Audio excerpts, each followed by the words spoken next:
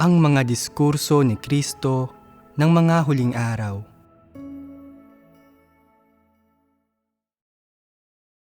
Ang mga prinsipyong dapat gumabay sa asal ng isang tao. Ano ang inyong mga prinsipyo sa inyong pag-uugali? Dapat kayong umasal ayon sa inyong pwesto, hanapin ang tamang lugar para sa inyo, at gampanan ang tungkulin na nararapat ninyong gampanan. Ito lamang ang taong may katuturan. Bilang halimbawa, may mga taong mahuhusay sa mga partikular na profesional na kasanayan at may pagkaunawa sa mga prinsipyo, at dapat nilang akuin ang responsibilidad at gawin ang panghuling pagsisiyasat sa larangang iyon. May mga taong makapagbibigay ng mga ideya at malilinaw na pagkaunawa, nagiging inspirasyon sa iba at tinutulungan silang mapabuti ang kanilang mga tungkulin. Sa gayon, ay dapat silang magbigay ng mga ideya. Kung matatagpuan mo ang tamang lugar para sa iyo at makagagawa ng tugma sa iyong mga kapatid, tinutupad mo ang iyong tungkulin at umaasal ka ayon sa iyong pwesto. Sa umpisa, maaaring makapagbigay ka lamang ng ilang ideya, ngunit kung susubukan mong magbigay ng iba pang mga bagay at sa huli ay nagsisikap ng mabuti na gawin ito, ngunit hindi pa rin magawa, at pagkaraan, kapag ibinibigay ng iba ang mga bagay na iyon, hindi ka komportable at hindi nais makinig, at ang iyong puso ay nasasaktan at napipigilan, at sinisisi mo ang Diyos at sinasabing ang Diyos ay hindi makatarungan. Ito ay ambisyon. Anong disposisyon ang nagiging sanhi ng ambisyon sa isang tao? Ang mapagmataas na disposisyon ang nagiging sanhi ng ambisyon. Ang mga kalagayang ito ay tiyak na maaaring lumitaw sa inyo sa anumang sandali, at kung hindi ninyo hahanapin ang katotohanan upang lutasin ang mga ito at walang pagpasok sa buhay at hindi kayang magbago ukol dito, ang antas ng kwalifikasyon at kadalisayan ng inyong pagganap sa inyong mga tungkulin ay magiging mababa, at ang mga resulta ay hindi rin magiging masyadong maganda. Hindi ito pagsasagawa ng inyong tungkulin ng kasiyasiya at nangangahulugan na hindi nagtamo ang Diyos ng kaluwalhatian mula sa inyo. Binigyan ng Diyos ang bawat tao ng iba't ibang talento at kaloob. Ang ilang tao ay may talento sa 2 o 3 larangan, ang ilan ay may talento sa 1 larangan, at ang ilan ay walang anumang talento. Kung makadudulog kayo ng wasto sa mga bagay na ito, mayroon na kayong katwiran. Ang isang taong may katwiran ay mahahanap ang kanyang lugar, kayang umasal ayon sa kanilang mga pwesto at gampanan ng mahusay ang kanilang mga tungkulin. Ang isang taong hindi kailanman matagpuan ang kanyang lugar ay isang taong laging may ambisyon. Lagi siyang naghahangad ng katayuan at mga pakinabang. Hindi siya kailanman nasisiyahan sa kung ano ang mayroon siya. Para makinabang pa, sinusubukan niyang kumuha ng mas marami pa hanggat kaya niya. Lagi siyang umaasang masiyahan ang kanyang maluluhong pagnanais. Iniisip niya na kung mayroon siyang mga kaloob at mahusay ang kanyang kakayahan, dapat siyang higit na magtamasa ng biyaya ng Diyos, at na ang pagkakaroon ng ilang maluluhong pagnanais ay hindi isang pagkakamali. May katwiran ba ang ganitong klase ng tao? Hindi ba't kawalang hiyaan ang laging magkaroon ng maluluhong pagnanais? Nadarama ng mga taong may konsensya at pagkaunawa na kawalang hiyaan ito. Hindi gagawin ng mga taong nakakaunawa sa katotohanan ang mga kahangalang ito. Kung inaasam mong matupad ang iyong tungkulin ng tapat upang masuklian ang pagmamahal ng Diyos, hindi ito isang maluhong pagnanais. Ito ay naaayon sa konsensya at katwiran ng normal na tao. Pinasasaya nito ang Diyos. Kung talagang nais mong isagawa ng maayos ang iyong tungkulin, kailangan mo munang makita ang tamang pwesto para sa iyo at gawin pagkaraan ang iyong makakaya ng buong puso, ng buong pag-iisip, ng buong lakas, at gawin ang lahat ng makakaya mo. Ito ay katanggap-tanggap at ang gayong pagganap sa tungkulin ay may antas ng kadalisayan. Ito ang dapat gawin ng isang tunay na nilikha. Una, dapat mong maunawaan kung ano ang tunay na nilikha. Ang isang tunay na nilikha ay hindi isang mahigit pa sa tao, kundi isang tao na nabubuhay ng simple at praktikal sa mundo. Hindi talaga siya ekstraordinaryo at katangi-tangi, sa halip ay katulad lamang ng ordinaryong tao. Kung nais mo laging mahigitan ang iba, mailuklok ng mataas sa iba, bunga ito ng iyong mapagmataas at satanikong disposisyon, at ito ay kahibangan na dinulot ng ambisyon mo. Ang totoo ay hindi mo ito matatamo at imposible para sa iyo na magawa ito. Hindi ka binigyan ng Diyos ng gayong talento o kasanayan at hindi ka rin niya binigyan ng gayong diwa. Huwag mong kalimutan na ikaw ay isang karaniwang kasapi ng sangkatauhan, hindi naiiba sa iba sa anumang paraan, bagamat ang iyong anyo, pamilya at ang pagpapalaki sa iyo ay maaaring naiiba at maaaring may mga pagkakaiba sa iyong mga talento at kaloob. Ngunit huwag mong kalimutan ito. Gaano ka man natatangi, ito ay nasa ganitong maliliit na bagay lamang at ang iyong tiwaling disposisyon ay katulad ng sa iba. Ang saloobin na dapat mayroon ka at ang mga prinsipyo na dapat mong panghawakan sa pagtupad ng iyong tungkulin ay katulad ng taglay ng iba. Tanging sa kanilang mga kalakasan at kaloob nagkakaiba ang mga tao. Sa iglesia, may mga taong marunong tumugtog ng gitara, ang ilan ay marunong tumugtog ng irho, at ang iba pa ay marunong tumugtog ng tambol. Kung may interes ka sa alinman sa mga larangang ito, pwede kang matuto. Anuman ang partikular na kasanayan o teknolohiyang ito, hanggat masaya ka sa pag-aaral at may kasanayan ka, maaari kang matuto. Sa sandaling matuto ka na ng panibagong kasanayan, maaari mo itong gamitin para gumanap ng karagdagang tungkulin na hindi lang nakalulugod sa mga tao, kundi nakalulugod din sa Diyos. Isang napakamapagpalang bagay ang magkaroon ng dagdag na kasanayan at mas mag-ambag pa sa gawain ng sambahayan ng Diyos. Walang masama sa pag-aaral ng mga bagong bagay habang bata pa at magaling pa ang memorya. Pakinabang lamang ang mayroon dito at walang pinsala. Kapaki-pakinabang ito sa pagganap ng mga tungkulin at gawain sa sambahayan ng Diyos. Ang pagtutuon ng pansin sa pag-aaral ng iba't ibang bagong bagay habang gumagampan sa tungkulin ay nangangahulugan na masigasig at responsable ang isang tao. Siya ay mas mahusay kaysa sa mga taong hindi dedikado sa kanilang gawain.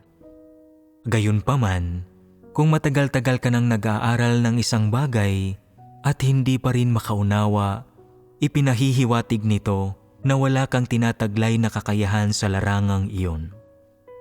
Katulad na lamang ng ilang taong magaling sumayaw, ngunit wala sa tono kumanta o kulang sa talento sa musika. Ito ay likas at hindi na mababago. Ang gayong sitwasyon ay dapat harapin ng may tamang saloobin. Kung marunong kang sumayaw, galingan mo sa pagsayaw. Kung mayroon kang pusong nagpupuri sa Diyos, kahit na kumanta ka ng wala sa tono, hindi ito alintana ng Diyos. Hanggat mayroon kang kagalakan sa iyong puso, sapat na iyon. Anuman ang personal mong mga talento, hanggat ginagamit mo ang mga ito, magandang bagay iyon. Taimtim mong gampanan ang iyong mga tungkulin at iyon ang pakahulugan ng kumilos ayon sa iyong kinalalagyan. Huwag hayaan ng sino man na isipin na ang kanyang sarili ay perpekto, bantog, marangal o namumukod sa iba pa. Ang lahat ng ito ay dulot ng mapagmataas na disposisyon at kamangmangan ng tao. Ang palaging pag-iisip na katangi-tangi ang sarili, ito ay sanhi ng isang mapagmataas na disposisyon. Hindi kailanman nagagawang tanggapin ang kanyang mga pagkukulang at hindi kailanman nagagawang harapin ang kanyang mga pagkakamali at pagkabigo. dulot ito ng isang mapagmataas na disposisyon. Hindi kailanman pagpapahintulot sa iba na maging mas mataas sa kanila o maging mas mahusay sa kanila. Dulot ito ng mapagmataas na disposisyon. Hindi kailanman nagpapahintulot sa iba na maging mas mataas o mas magaling kaysa sa kanila.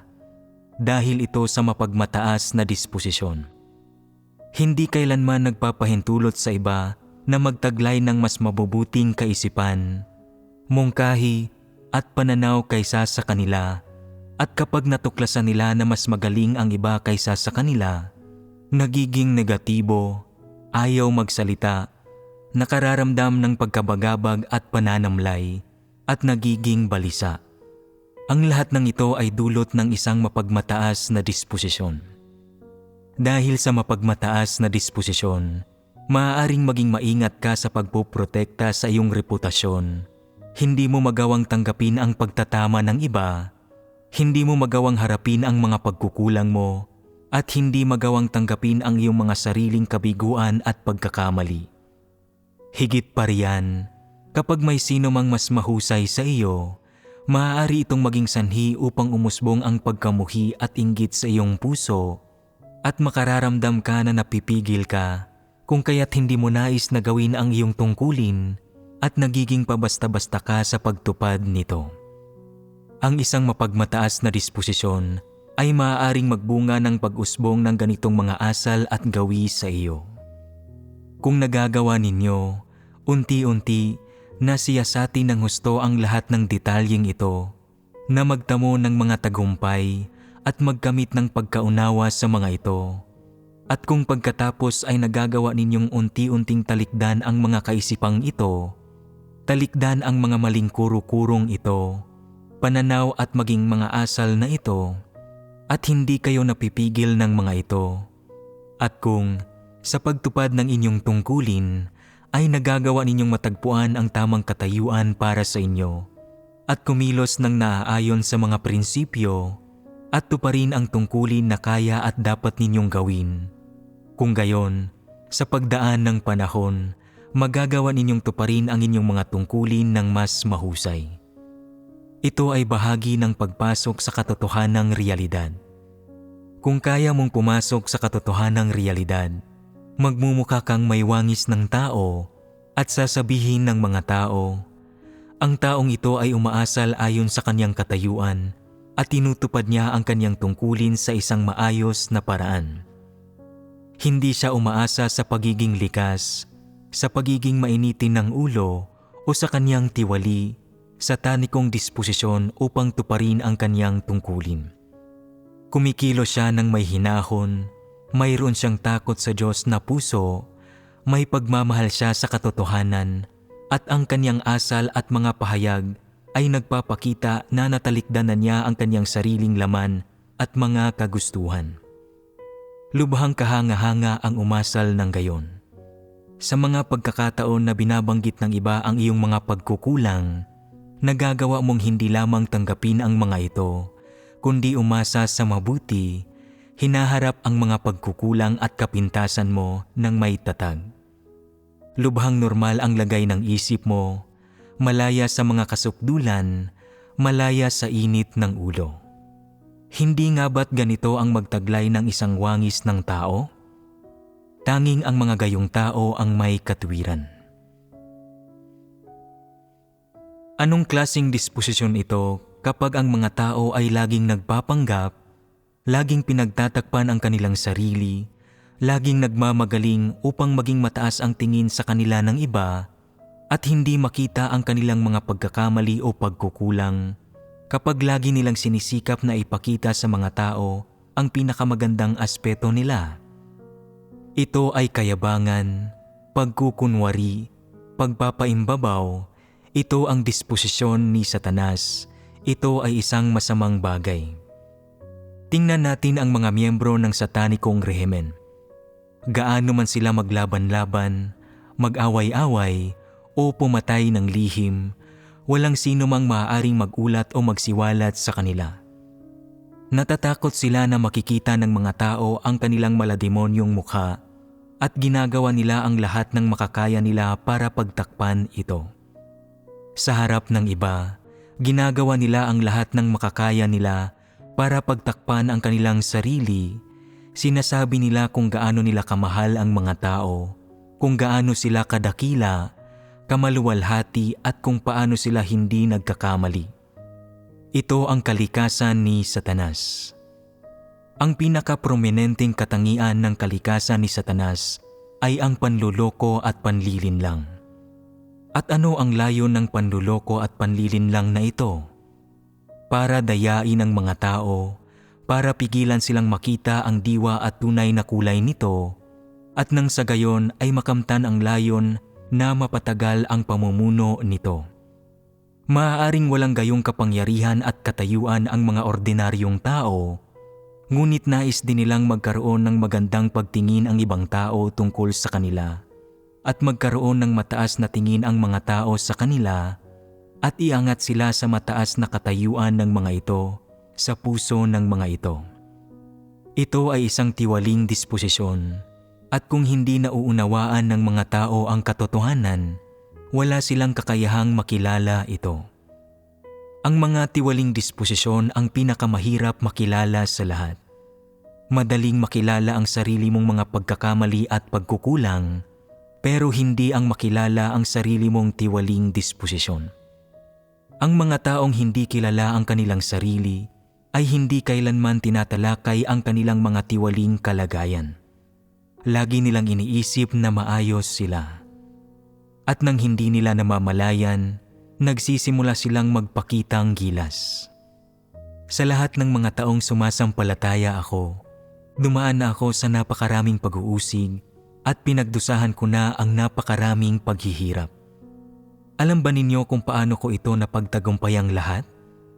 Mapagmataas na disposisyon ba ito? Ano ang motibasyon sa likod ng kanilang pagpapasikat? Para tumaas ang tingin sa kanila ng mga tao. Ano ang motibo nila sa pagsisikap na mapataas ang tingin sa kanila ng mga tao? Para mabigyan sila ng katayuan sa isipan ng gayong mga tao. Kapag nabigyan ka ng katayuan sa isipan ng iba, kapag kasama ka niya, may paggalang siya sa iyo at mas magalang siya kapag kausap ka niya. Lagi kanyang tinitingala, lagi kanyang pinapauna sa lahat ng bagay, pinagbibigyan kanya, binobola at sinusunod kanya. Sa lahat ng bagay, hinahanap kanya at hinahayaan kang magdesisyon. At nakadarama ka ng kasiyahan mula rito. Pakiramdam mo ay mas malakas at mas mahusay ka kaysa sa sino man. Gusto ng lahat ang pakiramdam na ito. Ito ang pakiramdam ng pagkakaroon ng katayuan sa puso ng isang tao. Nais ng mga taong magpakasasa rito. Ito ang dahilan kung bakit nakikipagpaligsahan ang mga tao para sa katayuan at ninanais ng lahat na mabigyan ng katayuan sa puso ng iba, nahangaan at sambahin sila ng iba. Kung hindi nila makukuha ang ganoong kasiyahan na dulot nito, hindi sila maghahangad ng katayuan. Halimbawa, kung wala kang katayuan sa isipan ng isang tao, pakikisamahan kanya bilang kapantay niya, pakikitunguhan kanya bilang kapantay niya. Kokontrahin kanya kapag kinakailangan, hindi sila gumagalang o may respeto sa iyo, at maaari pang ang iwanan kanila bago ka pa matapos sa pagsasalita. Magagalit ka ba? Hindi mo gusto kapag tinatrato ka ng ganito ng mga tao. Gusto mo kapag binobola ka nila, tinitingala ka at sinasamba ka sa bawat pagkakataon. Gusto mo kapag ikaw ang sentro ng lahat ng bagay ay umiikot sa iyo at lahat ng tao ay nakikinig sa iyo, tumitingala sa iyo at nagpapasakop sa iyong direksyon. Hindi ba't ito ay isang pagnanais na mamayani bilang isang hari na magkaroon ng kapangyarihan? Ang iyong mga salita at gawa ay itinutulak ng paghahangad at pagtatamo ng katayuan at nakikipaglaban, nakikipag-unahan at nakikipagkumpetensya ka sa iba para dito. Ang mithiin mo ay ang makakuha ng isang posisyon at magawang makinig sa iyo, sumuporta sa iyo at sumamba sa iyo ang mga hinirang ng Diyos. Kapag nasa iyo na ang posisyon na iyon, mapapasa iyo na ang kapangyarihan at matatamasa mo na ang mga pakinabang ng katayuan, paghanga ng iba at lahat ng iba pang mga pakinabang na kasama ng posisyong iyon. Ang mga tao ay laging nagbabalat kayo, nagpapakitang gilas sa iba, nagkukunwari, nagpapanggap at nagpapalamuti ng sarili upang isipin ng iba na perpekto sila. Ang layunin nila rito ay para magkamit ng katayuan upang matamasa nila ang mga pakinabang ng katayuan. Kung hindi ka naniniwala rito, pag-isipan mo ito ng mabuti. Bakit lagi mong nais na mataas ang tingin sa iyo ng mga tao? Gusto mong sambahin kanila at tingalain kanila upang kalaunan ay makuha mo ang kapangyarihan at matamasa mo ang mga pakinabang ng katayuan. Ang katayuan na labis mong hinahangad ay magdadala sa iyo ng maraming pakinabang at ang mga pakinabang na ito ang mismong kinaiinggitan at hinahangad ng iba. Kapag natikman ng mga tao ang maraming pakinabang na ibinibigay ng katayuan, nalalasing sila rito at nagpapakasasa sila sa marangyang buhay na iyon. Iniisip ng mga tao na ito lamang ang isang buhay na hindi nasayang. Ang tiwaling sangkatauhan ay nalulugod sa pagpapakasasa sa mga bagay na ito. Sa makatuwid, kapag ang isang tao ay nakamit ang isang partikular na posisyon at nagsimulang magtamasa ng iba't ibang pakinabang na dulot nito, walang humpay siyang magnanasa sa mga makasalanang kasiyahang ito hanggang sa puntong hindi na niya mabitiwan ang mga ito. Sa diwa, ang paghahangad sa katanyagan at katayuan ay bunsod ng pagnanasa na magpadala sa mga pakinabang na dulot ng isang partikular na posisyon, na mamayani bilang isang hari, na magkaroon ng kontrol sa mga taong hinirang ng Diyos, na magkaroon ng kapangyarihan sa lahat ng bagay, at magtatag ng isang malayang kaharian kung saan maaari siyang magpakasaya sa mga pribilehiyo ng kanilang posisyon at magpakasasa sa makasalanang mga kasiyahan. Gumagamit si Satanas ng lahat ng uri ng pamamaraan para linlangin, lokohin at dayain ang mga tao na nagbibigay sa kanila ng huwad na impresyon. Gumagamit pa ito ng pananakot at pagbabanta para hangaan at katakutan ito ng mga tao na ang panghuling layon ay mahikayat silang magpasakop kay Satanas at sambahin ito. Ito ang nagpapalugod kay Satanas. Ito rin ang layon nito sa pakikipagpaligsahan sa Diyos para makuha ang loob ng mga tao. Kaya, kapag nakikipaglaban kayo sa ibang mga tao para sa katayuan at reputasyon, ano ang ipinaglalaban ninyo? Para ba talaga maging bantog? Hindi. Ang totoong ipinaglalaban mo ay ang mga kapakinabangang hatid sa iyo ng kabantugan. Kung gusto mong laging matamasa ang mga pakinabang na iyon, kailangan mong ipaglaban ang mga ito. Ngunit kung hindi mo pinahahalagahan ang mga pakinabang na iyon at sasabihin mong, hindi mahalaga kung paano ako itrato ng mga tao. Isa lang akong ordinaryong tao. Hindi ako karapat-dapat sa gayon kabuting pakikitungo. Wala rin akong pagnanais na sumamba sa isang tao. Ang Diyos lamang ang siyang dapat kong tunay na sambahin at katakutan. Siya lamang ang aking Diyos at ang aking Panginoon. Gaano man kahusay ang isang tao, gaano man kagaling ang kanyang mga abilidad, gaano man kalawak ang kanyang talento, o gaano karingal o kaperpekto ang kanyang imahe, hindi siya ang layo ng aking pagpipitagan dahil hindi siya ang katotohanan. Hindi siya ang lumikha, hindi siya ang tagapagligtas, at hindi niya kayang pangasiwaan o pagharian ang kapalaran ng tao. Hindi siya ang layo ng aking pagsamba. Walang taong karapat-dapat sa aking pagsamba. Hindi ba't naaayon ito sa katotohanan? Sa kabilang banda, kung hindi mo sinasamba ang iba, Paano mo sila dapat pakitunguhan kung magsisimula silang sumamba sa iyo? Dapat kang humanap ng paraan para pigilan silang gawin iyon at tulungan silang makawala sa ganoong kaisipan. Dapat kang humanap ng paraan para ipakita sa kanila ang tunay mong pagkatao at hayaan silang makita ang iyong kapangitan at tunay na kalikasan. Ang susi ay ang maipaunawa sa mga tao na gaano man kahusay ang iyong mga katangian, gaano man kataas ang iyong pinag-aralan, gaano ka man kamaalam o gaano katalino, isa ka pa ring ordinaryong tao. Hindi ka isang taong pinagtutuunan ng paghanga at pagsamba ng sinuman. Una sa lahat, dapat kang manindigan sa iyong posisyon at hindi umatras pagkatapos mong magkamali o mapahiya. Kung pagkatapos magkamali o mapahiya, hindi ka lang nabigong kilalanin ito, ngunit gumamit ka rin ng panlilinlang para itago o pagtakpan ito, pinalalaki mo ang iyong pagkakamali at mas pinapapangit ang iyong sarili. Mas lumilitaw ang iyong ambisyon. Ang mga tiwaling tao ay mahusay magpanggap.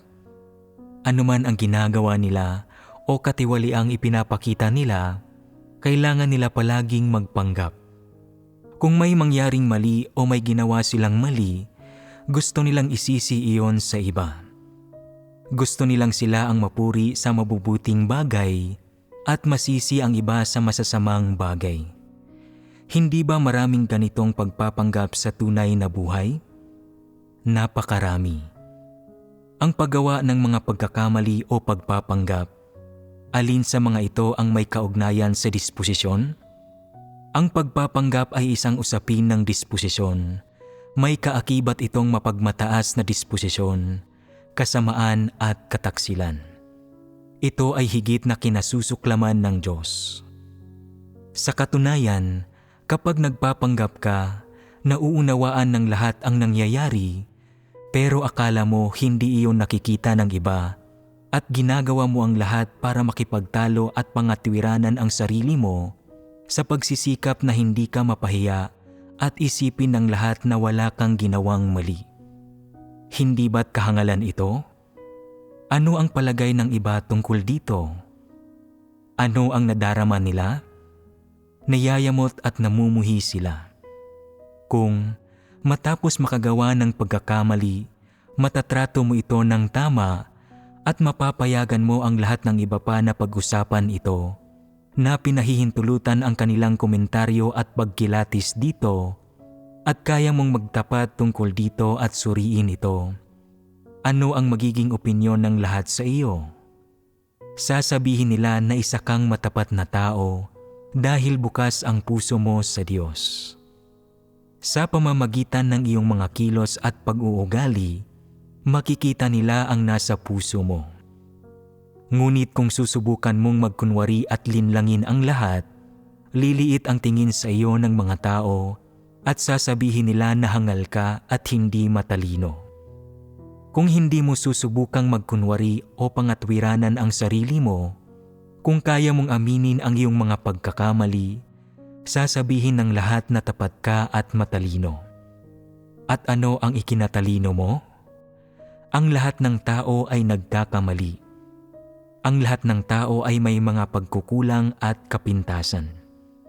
At ang totoo, lahat ng tao ay may magkakaparehong tiwaling disposisyon. Huwag mong isipin na mas marangal, perpekto at mabait ka kaysa sa iba. Lubos na pagiging hindi makatwiran iyan. Sa sandaling malinaw na sa iyo ang mga tiwaling disposisyon ng mga tao at ang diwa at totoong itsura ng kanilang katiwalian, hindi mo na susubukang pagtakpan ang sarili mong mga pagkakamali, ni hindi mo isusumbat ang pagkakamali ng ibang tao sa kanila, mahaharap mo ng tama ang dalawang ito. Saka ka lamang magkakaroon ng kabatiran at hindi gagawa ng mga kahangalan na siyang ikakatalino mo. Ang mga hindi matatalino ay mga taong hangal at lagi silang nakatuon sa maliliit na pagkakamaling nagawa nila habang palihim na kumikilos. Kasuklam-suklam itong makita. Sa katunayan, Halatang halata kaagad ng ibang mga tao ang ginagawa mo, subalit lantaran ka pa ring nagpapanggap. Nagmumukha kang katatawanan sa iba. Hindi ba't kahangalan ito? Talagang kahangalan ito. Walang anumang karunungan ang mga hangal na tao.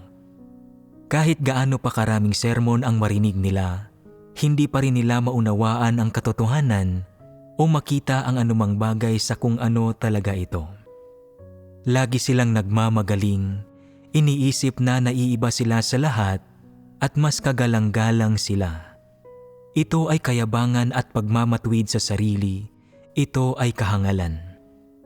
Ang mga hangal ay walang espiritual na pagkaunawa, hindi ba?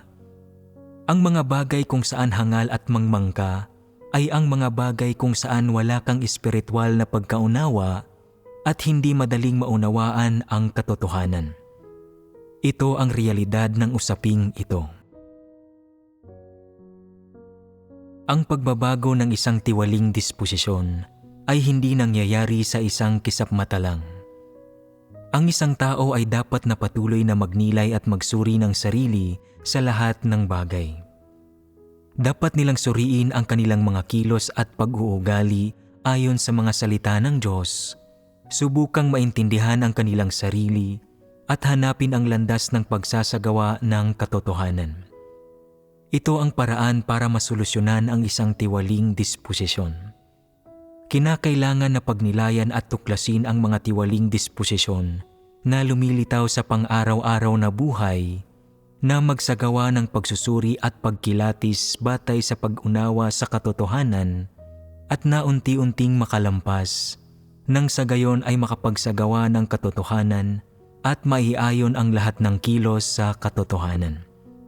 Sa pamamagitan ng gayong paghahangad, pagsasagawa at pag-unawa sa sarili, ang mga tiwaling pagpapamalas na ito ay nagsisimulang mabawasan at may pag-asang magbago kalaunan ang disposisyon ng isang tao. Ito ang landas.